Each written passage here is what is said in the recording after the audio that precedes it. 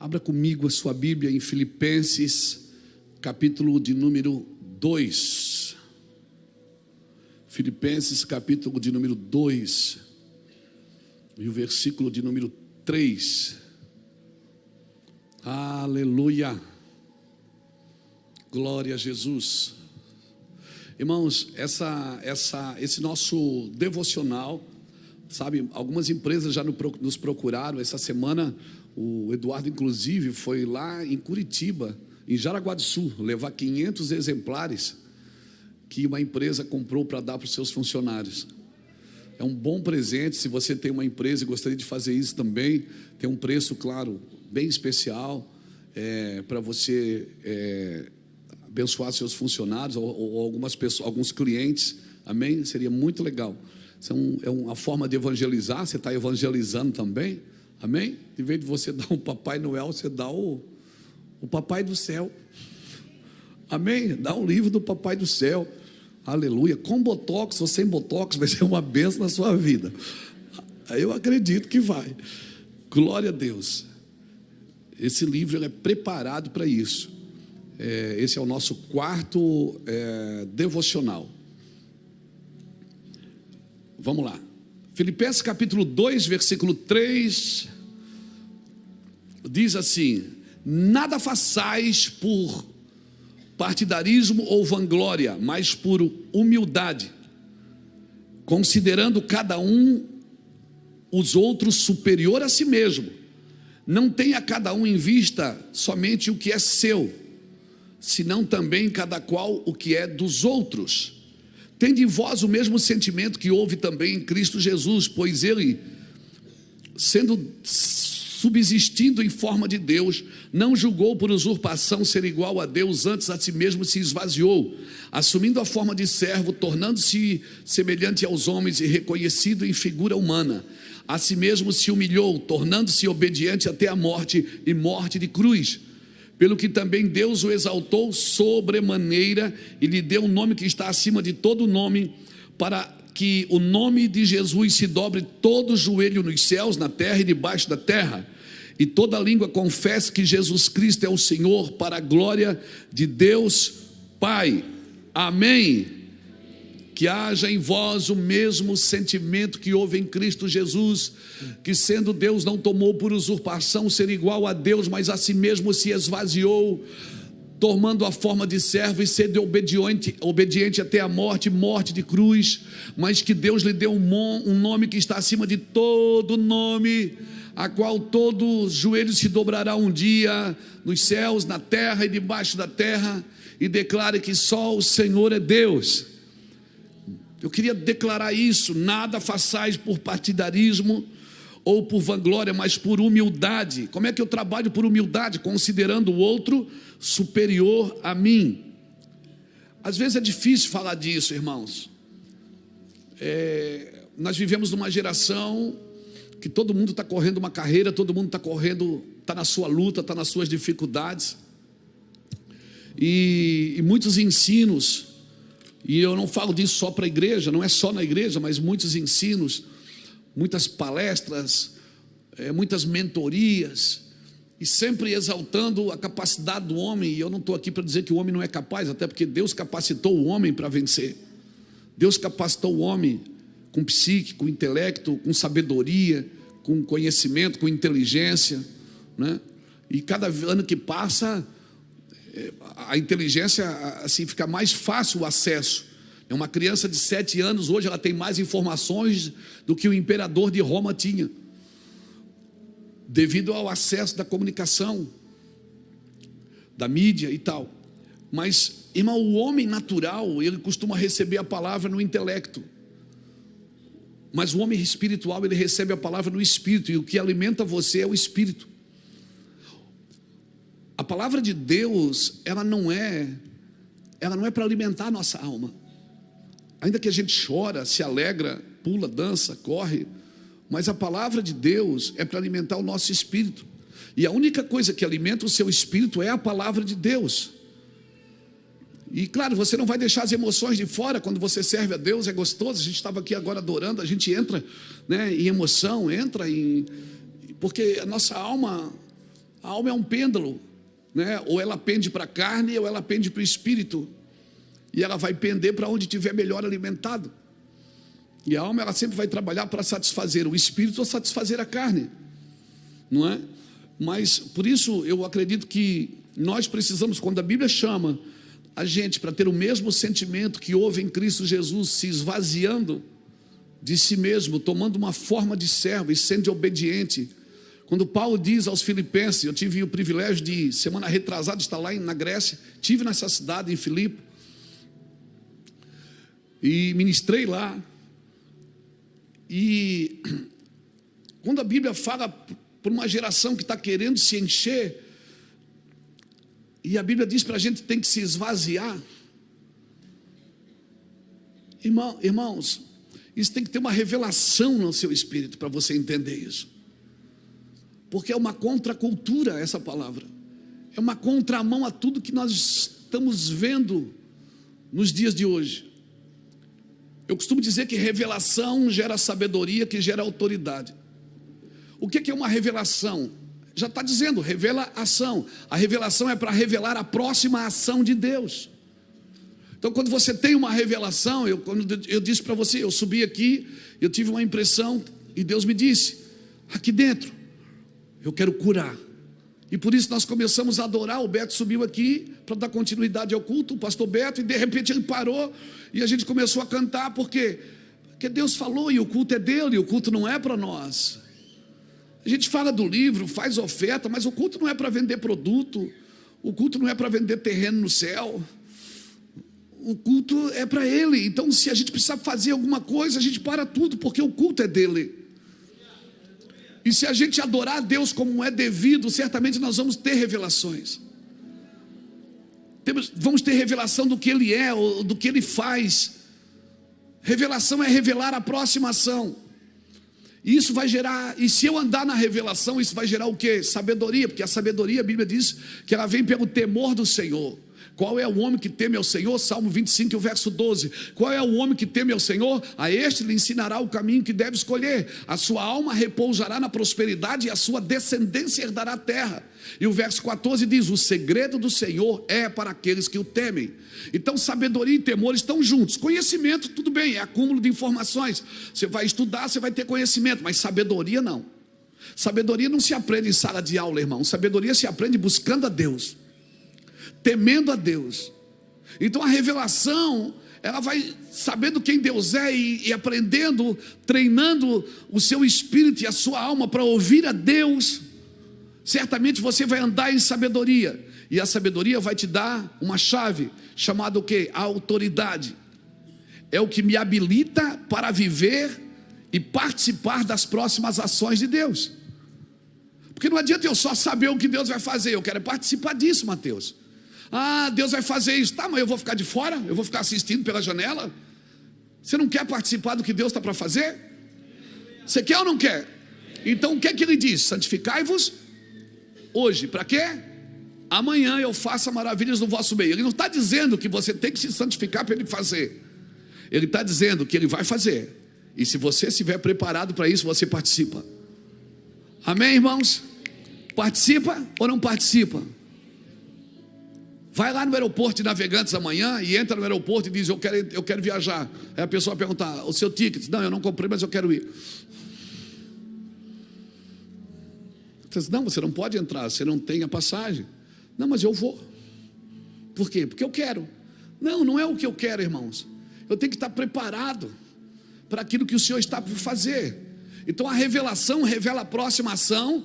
A sabedoria é o que me capacita para funcionar na próxima ação de Deus, e a autoridade é o que me habilita para viver e participar das próximas ações de Deus. Aí o diabo, irmão, o diabo ele não tem espaço em si só. Não tem. Como assim, pastor? O diabo trabalha por lacunas. Ele só trabalha se tiver brecha. Não é assim que a gente ensina? Se tiver brecha. Ele só trabalha se tiver lacunas. Ele só trabalha com os espaços. Que espaços? Que Deus deu aos seus filhos e eles não ocuparam. Está me entendendo? Tem espaços que Deus deu para você e você não ocupa. A cruz te habilitou para muita coisa e você não faz. Você não faz por quê? Porque você não está livre da culpa. Você não se sente habilitado para fazer, ok? É assim ou não é? Você não se sente habilitado para fazer. Eu não estou preparado. Você não tem que estar preparado, você tem que estar pronto. E como eu me apronto? Descobrindo o que Deus tem para a minha vida. E por favor, eu não estou falando de autoajuda. Eu não vim aqui para motivar você. Não, o meu objetivo é fazer você conhecer o que é seu. O que é seu por herança. Vamos lá. Quem mora em casa aqui? Em casa. Sua casa tem um terreno, ok? Ok? Aí você acorda de manhã. Aí quando você acorda de manhã, você dá uma olhada pela janela, tem alguém acampado no seu quintal. A pessoa vai lá e acampa no seu quintal. Aí você diz: ei, você não pode acampar aqui não, meu filho, aqui é meu terreno. Ele diz: não, mas eu vou ficar acampado aqui porque eu quero. Não, o terreno é meu. Prova que o terreno é seu. Você vai fazer o quê?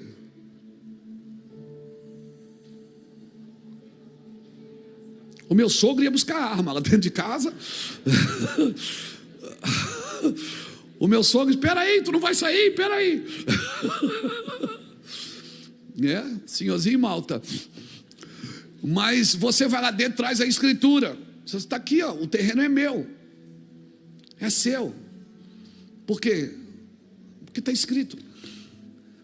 A escritura garante que é meu. Então o diabo não vai se alojar aqui, diabo. Por quê? Porque é meu. Por que é meu? Deus me deu. Eu fui comprado por bom preço. Essa herança é minha. Ele disse: em meu nome vocês pisarão em serpentes. Em meu nome vocês beberão coisas mortíferas e não vos causará dano. Agora você não pode entrar numa guerra sem saber o que é seu. Você não pode entrar numa batalha sem saber o que é seu. O diabo só trabalha com os espaços que Deus deu aos seus filhos e eles não ocuparam. Os lugares que o Senhor Deus te deu em autoridade, se não forem ocupados, podem se tornar brechas. Em vez de manifestar a autoridade de Deus, a gente manifesta o quê? Medo. Ah, pastor, eu tenho medo de me exaltar. Não se trata de exaltação, se trata de posicionamento. É seu, amém? Amém? E aí o cara diz, aí vocês pegam a escritura, não, né? Esfrega assim na cara dele, que invadiu ali. Aí você diz assim: é meu. Ele diz: ah, mas eu não acredito. Aí você tem que procurar um advogado. Amém? E você tem um advogado. Meu advogado é o meu Senhor. E você tem que ir com o advogado diante de um juiz. E quem é o justo juiz? Eu vim aqui nessa noite com o objetivo de posicionar. Essa guerra já é sua, já está vencida. Ela já foi vencida na cruz. Você precisa se posicionar e tomar posse de algumas coisas que você já tem, mas por medo, por culpa. Ah, pastor, mas eu não sou merecedor. Ninguém é. Eu não sou digno. Aqui ninguém é digno. E ele não esperou você ser dignificado para te prometer. Ele disse: você vai fazer. Você vai ser, porque eu disse. Ele disse. Ele não esperou você nascer para morrer por você. A promessa está lá, agora você tem que buscar. Chega uma carta para você no correio, escrito: Luiz Hermínio dos Santos, você é herdeiro de uma grande fortuna. Meu Deus, como eu queria receber uma carta dela. Você é herdeiro de uma grande fortuna, de milhões, tal. Está no banco tal. Eu saio gritando: ah, meu Deus, eu sou herdeiro de uma grande fortuna. Está aqui, recebi. Eu já sou herdeiro? Já sou. Mas se eu não ir lá buscar, eu recebo o que já é meu. Então onde é que eu tenho que ir? Buscar. E onde é que eu busco, irmão? Já é meu, querido. Já é seu. Essa terra prometida já é minha. Esse lugar já é meu. É meu. Só que em vez de a gente manifestar autoridade, a gente manifesta autoritarismo. Autoritarismo. E autoritarismo é fruto de orgulho, de arrogância e de prepotência. A verdadeira autoridade é fruto de humildade, irmãos. A verdadeira autoridade, aprendei de mim porque sou manso e humilde de coração. Aqui esse Filipenses capítulo 2 está falando de autoridade. Deus lhe deu um nome que está acima de todo nome, a qual todo joelho se dobrará. Mas deu primeiro por quê? Porque ele se esvaziou de si mesmo, tomou a forma de servo e foi obediente até a morte, e morte de cruz. Você pode até brilhar, mas o brilho da soberba não é o reflexo da glória de Deus, e sim a tentativa de produzir luz própria, justiça própria. A luz da glória de Deus, ela só pode ser produzida através da humildade e da simplicidade, irmãos. Eu escrevi um livro chamado A Ousadia da Simplicidade. Seria muito bom você ler. Se você vai gostar muito, vai falar muito com você. E tá, pastor, para mim tem esse negócio aí de autoridade. A autoridade só vem por simplicidade e humildade. O Senhor está dizendo que quanto mais humilde eu for, mais autoridade eu terei no mundo do Espírito? Sim, no reino do Espírito é assim. Pessoas arrogantes, soberbas e prepotentes, elas querem impor a autoridade.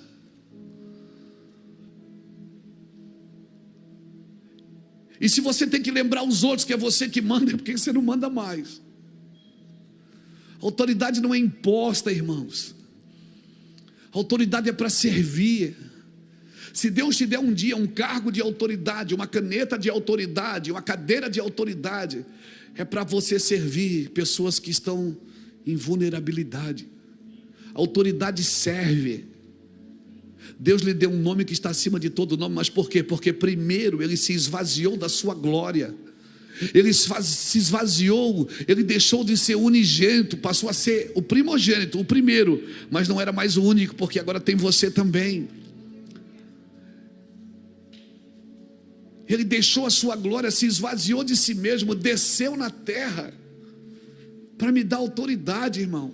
Imagina, você chega num lugar, levanta a mão e diz: em nome de Jesus eu declaro demônio, e o demônio sai. Porque no mundo espiritual, quem vence não é a arrogância, a prepotência, a soberba. Esse é o mundo dos homens caídos. Esse é o mundo dos demônios caídos. O mundo espiritual do Senhor, ele é estabelecido pela simplicidade e humildade. Jesus era humilde e manso, irmãos. Simples, era tão simples que quando foram prender Jesus, Judas disse: o homem que eu beijar é Jesus, porque ele era parecido com o homem. Ele era igual a todo mundo. Ele abraçava, ria, comia. Você achava que Jesus era só santinho? Não, irmão, Jesus era gente normal. Não é pecado ser gente normal. Aleluia. Até quando as pessoas queriam coroar ele não queria o trono, ele queria a cruz.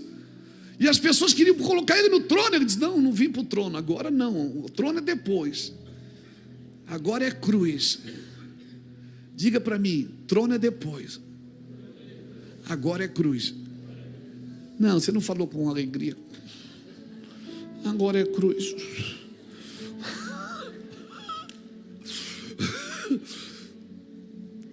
Trono é depois, agora é cruz. Agora olha para o irmão que está falando e diz: para você é cruz. É bom demais dar cruz para os outros, não é, irmão? Isso é autoritarismo.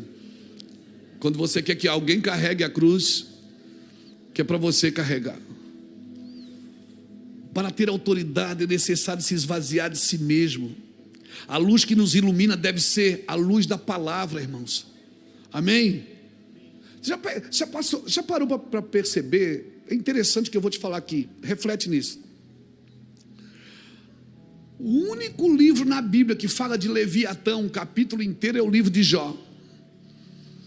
O capítulo inteiro fala de Leviatã no livro de Jó. Eu acho que é capítulo 41, se eu não me engano, 41 ou 40. Leviatã fala de soberba.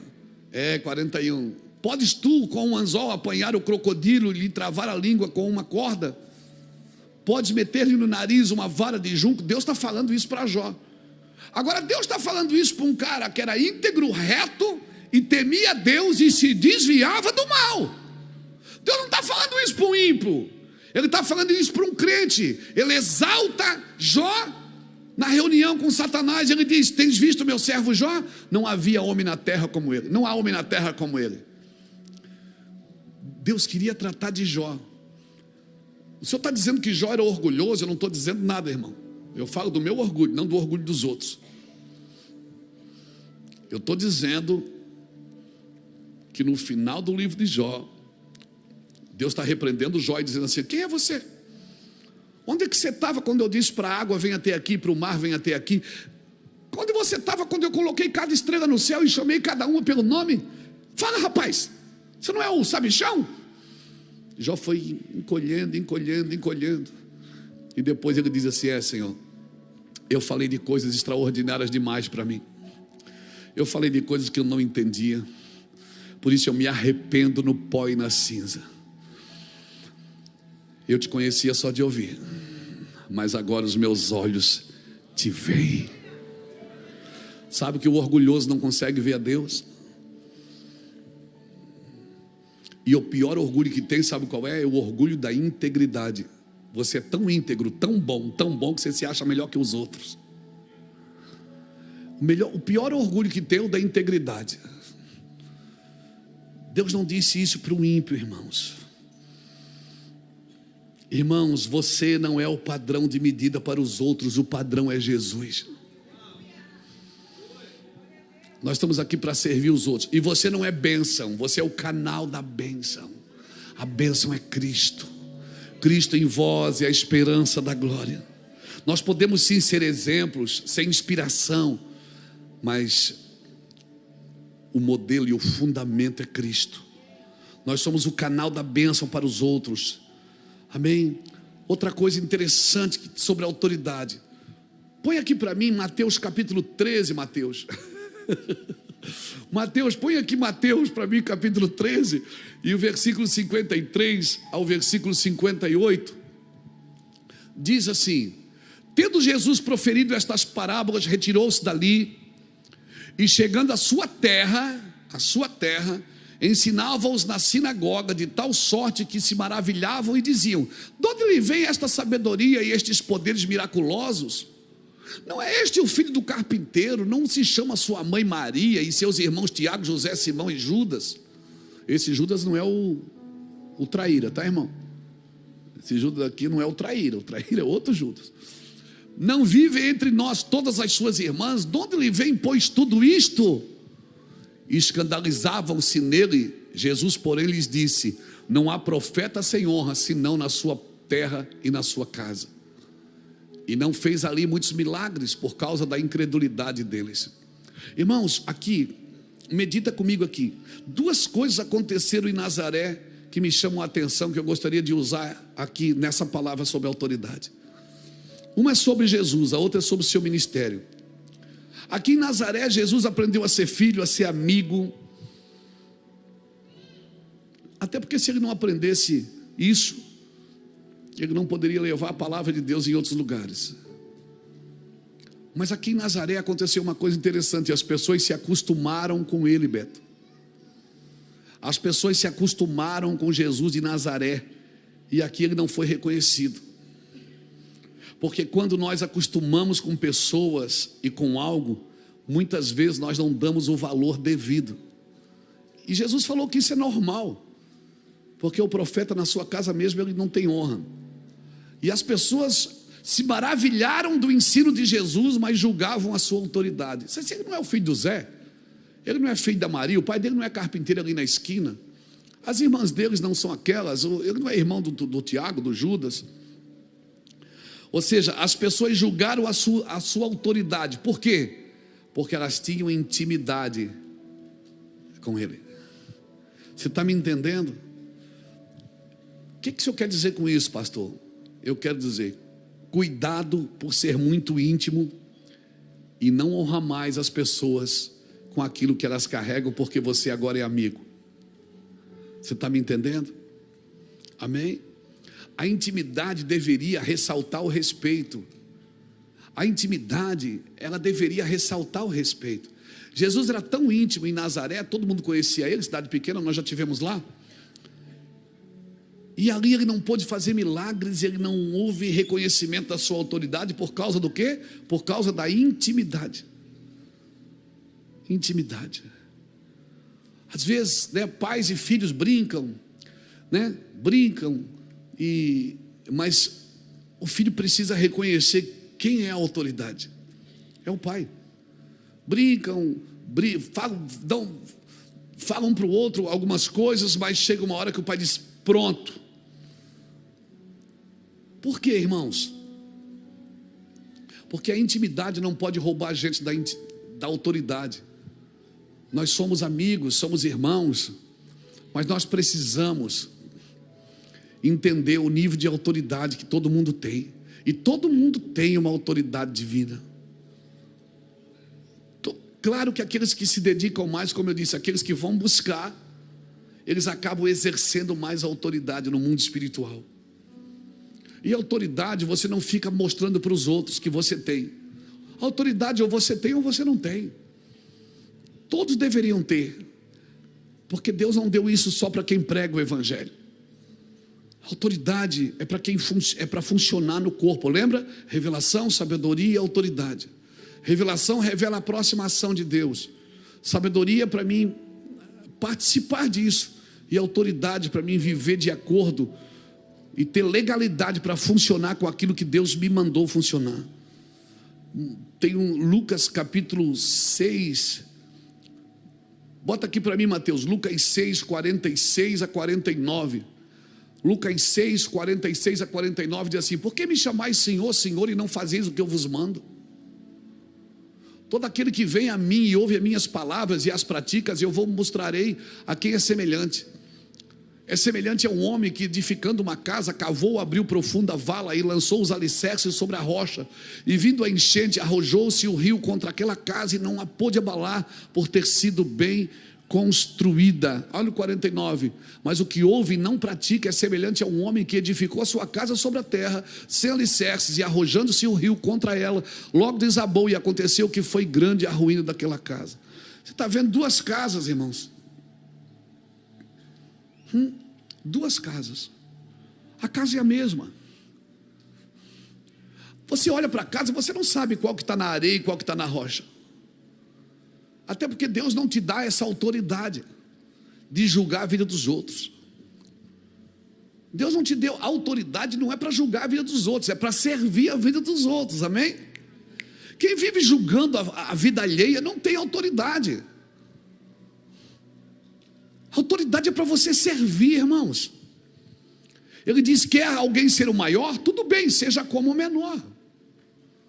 Não tem problema, você pode ser o dono da empresa, você é o servo de todos. Como assim? Eu vou trabalhar para eles? Não. Mas você é a pessoa que pode mudar a vida daquela pessoa. A casa é igual, não tem diferença.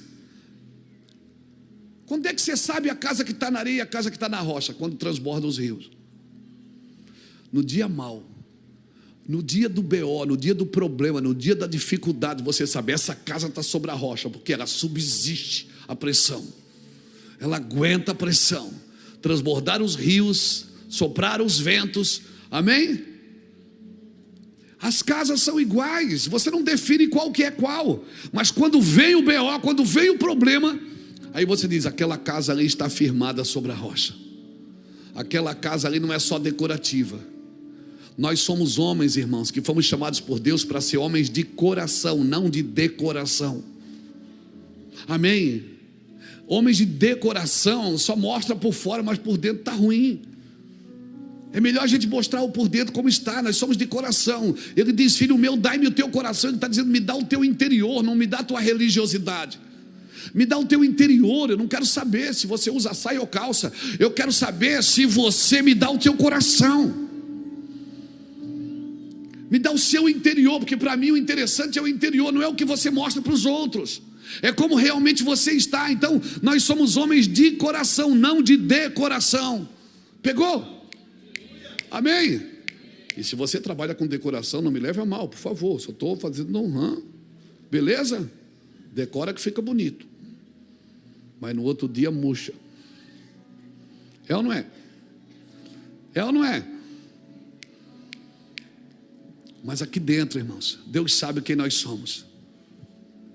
Por isso Paulo diz em 2 Coríntios capítulo 4, versículo 7, ele diz: nós temos um tesouro no vaso de barro, para que a excelência do poder seja de nós, seja dele e não nossa. Aí no verso 8 ele diz: em tudo nós somos atribulados, porém não angustiados, perseguidos, porém não abatidos, perplexos, porém não desanimados, levando no nosso corpo o morrer de Cristo, para que a vida de Cristo também se manifeste na nossa carne mortal. E lá no final dos versículos 14, 13, está na Bíblia, ele diz assim: ainda que meu homem exterior se corrompa, o meu homem interior se renova a cada dia. Ele está dizendo o seguinte: eu sou atacado aqui por fora, mas eu estou sendo transformado por dentro. Paulo diz: em tudo eu sou atribulado aqui fora, porém não angustiado aqui dentro, perseguido aqui fora, porém não abatido aqui dentro, perplexo aqui fora, porém não desanimado aqui dentro.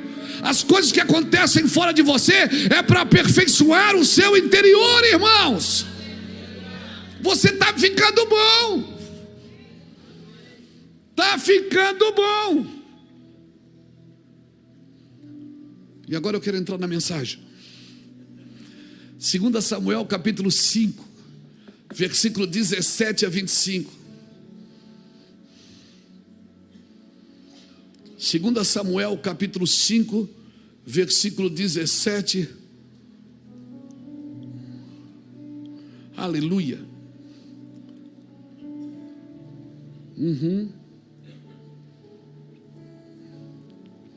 Versículo 17 ao versículo... diz assim: ouvindo pois os filisteus que Davi fora ungido rei sobre Israel, subiram todos para prender a Davi. Ouvindo, desceu Davi à fortaleza, mas vieram os filisteus e se estenderam pelo vale de Refaim. Davi consultou o Senhor, perguntou, dizendo: subirei contra os filisteus e entregá-los-ás nas minhas mãos? Respondeu-lhes o Senhor: sobe, porque certamente entregarei os filisteus nas tuas mãos. Então veio Davi a Baal-Perazim e os derrotou ali. E disse Davi: rompeu o Senhor as fileiras inimigas de diante de mim, como quem rompe águas. Por isso chamou o nome daquele lugar de Baal-Perazim. Os filisteus deixaram ali seus ídolos. Davi e os seus homens levaram para o acampamento. Os filisteus tornaram a subir e se estenderam pelo vale de Refaim. Davi consultou novamente o Senhor e lhe respondeu: agora não subirás. Rodeia por detrás deles, atacá-los-ás por defronte das amoreiras. E há de ser que, ouvindo tu o estrondo de marcha pelas copas das amoreiras, então te apressarás, e o Senhor que saiu diante de ti irá ferir o arraial dos filisteus. Fez Davi conforme o Senhor lhe ordenara. Fez Davi conforme o Senhor lhe ordenara. Fez Davi conforme o Senhor lhe ordenara. E feriu os filisteus desde Gebá até chegar em Gezer. Meu Deus, isso aqui é muito forte, irmão. O cara não é o homem segundo o coração de Deus só por acaso.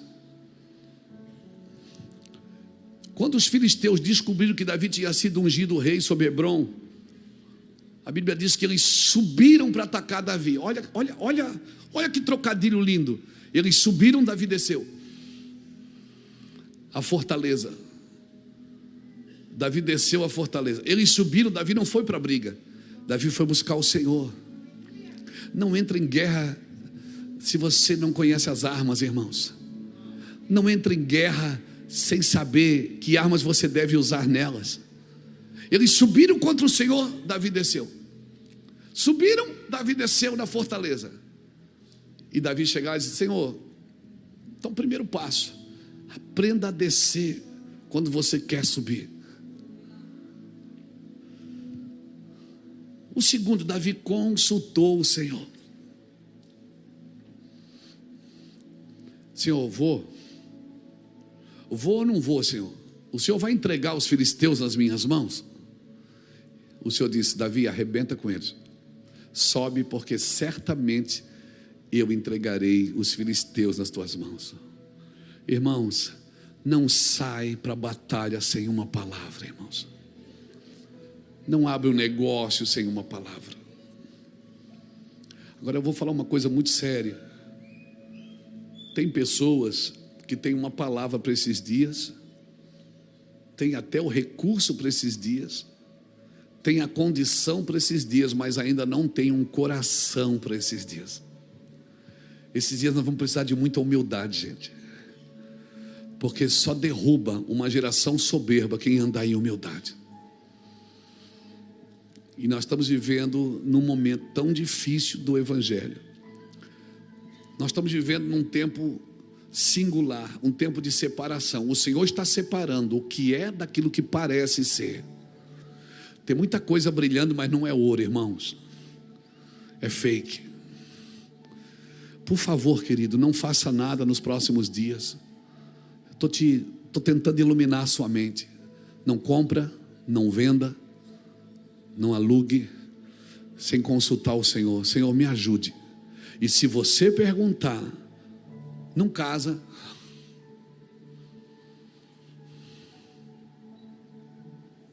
Não sei porque eu falei isso, mas falei. Mas tem gente aqui que sabe. Se não está aqui, está na internet. Não casa sem consultar o Senhor primeiro. Eu vou ser franco e vou ser mais sucinto. Nem oferta sem consultar o Senhor primeiro.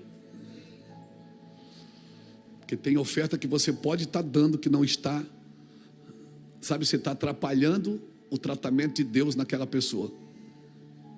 Como assim, pastor? Sim.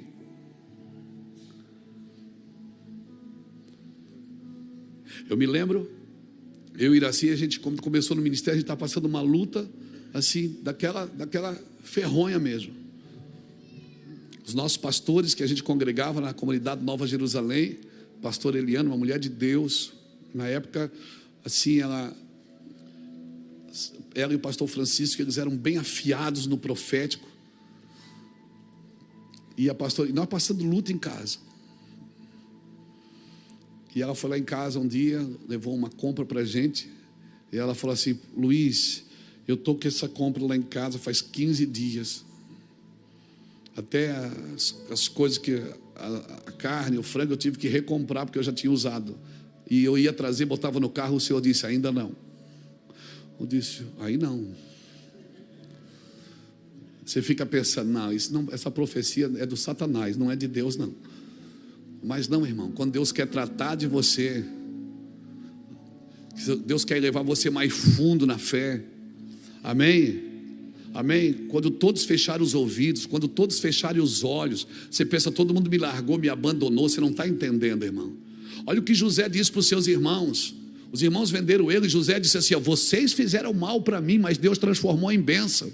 Me trouxe na frente para guardar vocês com vida. Você precisa entender, irmão, ter consciência do tratar de Deus na sua vida. E aquele que muito é dado, muito será exigido.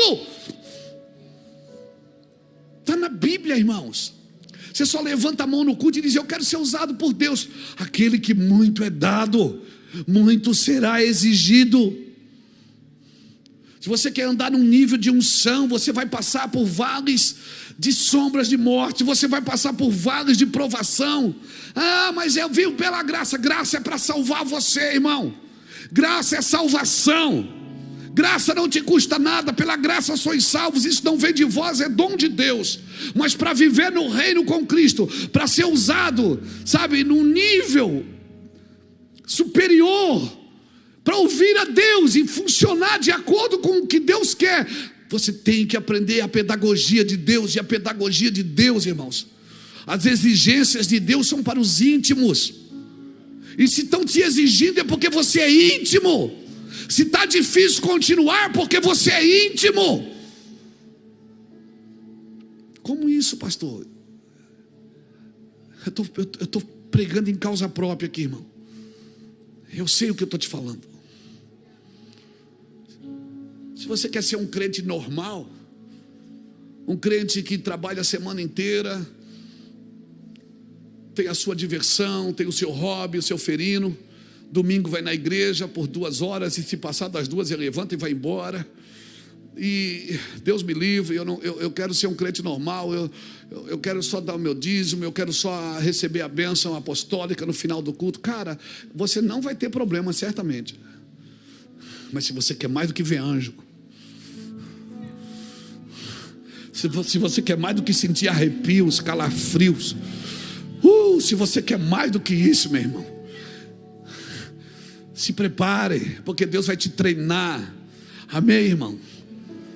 É o bope de Deus aqui. É, meu irmão, é faca na caveira. É treinamento forte. E eu fiquei pensando, pastor Eliane, mas a gente... Eu disse, meu Deus, que profecia é essa? A gente passando necessidade, e a mulher que a compra crise de dia. Deu vontade de dizer não quero mais, mas não dava para dizer que a gente estava precisando. Mas a vontade que queria dizer não quero mais, que vontade era? Orgulho, soberba. Aí eu comecei a chorar e dizer, amém, irmã Eliane, amém, amém, pastora, glória a Deus. Deus nos ensinou, irmãos. Deus nos ensinou a viver com pouco. Deus nos ensinou a orar. Eu ensinei minhas filhas. Bruna, casada com o Charles, a Bruna orava um pacotinho de bolacha vazia. Pastor, pai, não tem lanchinho, então ora aqui, minha filha.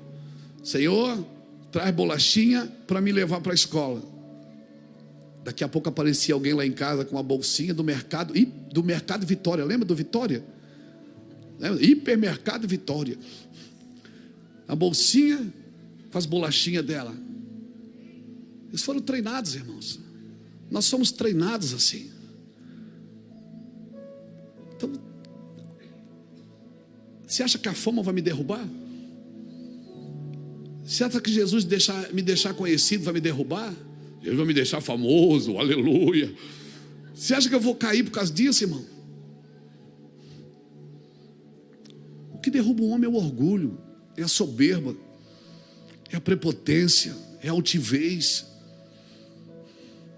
Mas se você tem uma causa para a fama, se você tem uma causa para o dinheiro, se você tem uma causa para aquilo que Deus te colocou na mão, desfruta um pouco disso aí, irmão.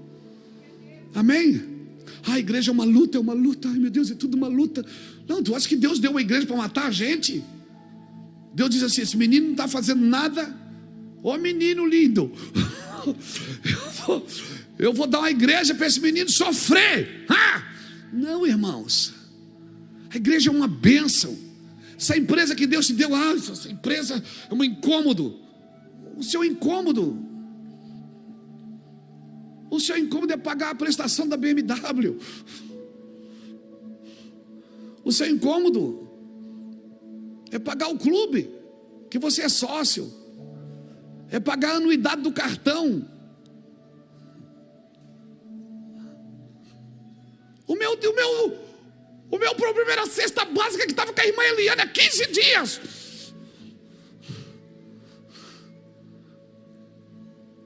O problema é esse, irmão. A gente cresce, em vez de ser grato, só murmura. Ficou tudo grande. Você andava de bicicleta, agora está de carro. Aí já comprou um para a esposa, e agora está reclamando. Você está sofrendo pelo supérfluo, não é pelo básico. Talvez Deus vai ter que tirar o supérfluo para te ensinar de novo no básico. Então quer um conselho? Aprende logo no básico, para quando o supérfluo chegar, você está treinadinho.